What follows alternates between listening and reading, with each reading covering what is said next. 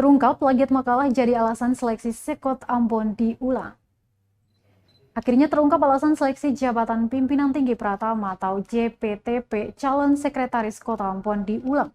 Ternyata tim panitia seleksi atau pansel menemukan 2 calon sekot yang melakukan plagiat makalah.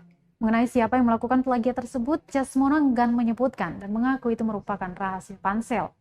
Hal tersebut diungkap Sekretaris Pansel Sekot Ambon, Jasmono, saat dikonfirmasi pada Jumat 3 Desember 2021. Langkah untuk mengulang seleksi sudah melalui koordinasi antara pansel dan pejabat pembina kepegawaian, yakni Wali Kota Ambon. Tujuan seleksi diulang yakni agar pansel dapat memberikan penilaian lebih objektif kepada para peserta calon Sekot Ambon.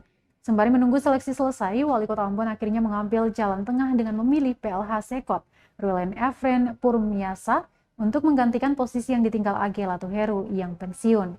Diketahui 6 calon sekot yang mengikuti seleksi yakni Fahmi Salatalohi, Enrico Matita Putih, Copi Selano, Joy Reiner Andreas, Samuel Huai, dan Agus Riri Mase.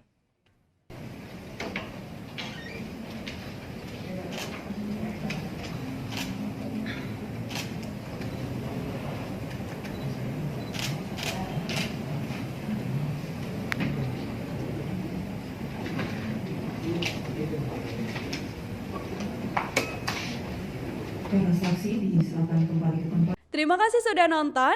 Jangan lupa like, subscribe, dan share ya.